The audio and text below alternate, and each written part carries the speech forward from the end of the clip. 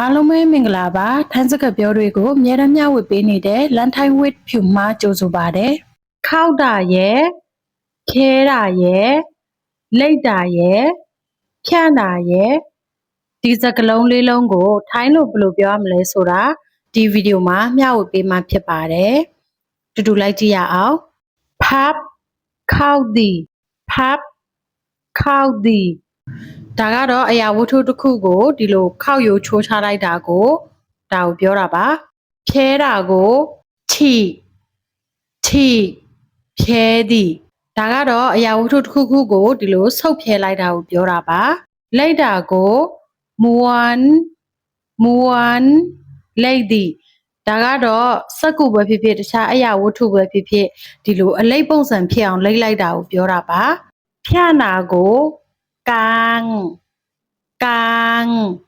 ဖြန့်သည်ဒါကတော့ဒီလိုဖြန့်ချလိုက်တာကိုပြောတာပါအားလုံးပဲရမယ်လို့ထင်ပါတယ်နောက်ထပ်ဗီဒီယိုမှာပြန်ဆောင်ကြမယ် like and share လေးလည်းလုပ်ခဲ့ပေးဖို့မမေ့ပါနဲ့